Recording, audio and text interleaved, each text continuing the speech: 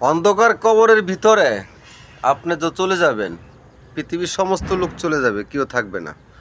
কিন্তু এই অন্ধকার কবরের ভিতরে যাওয়ার পর আপনি নেক আমল পেতে পারেন এমন কিছু কাজ এই দুনিয়াতে করে যান, যা আপনি মরার পরেও আপনার জন্য মানুষ দোয়া করবে।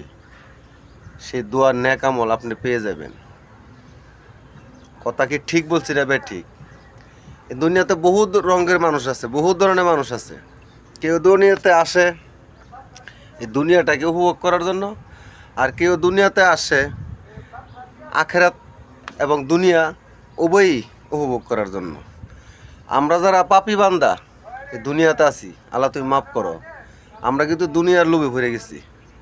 হানাহানি, মারামারি, কাটাকাটি, হ্যাঁ, অনেকের ক্ষতি আমরা প্রতিনিয়ত করতে থাকি, তাই না ভাই? না ভাই, এটা থেকে আমরা সবাই সরে আসব ইনশাল্লাহ। আমরা সামনের দিনগুলো মানুষের কল্যাণের জন্য কাজ করব, মানুষের ভালোর জন্য কাজ করব, যেন আমরা মরে গেলে আমাদের জন্য যারা আমাদের পরে আসবে বা দুনিয়াতে থাকবে তারা যেন আমাদের জন্য দোয়া করে। সবাই ভালো থাকবেন, সুস্থ থাকবেন, আমার জন্য দোয়া করবেন। আসসালামু আলাইকুম।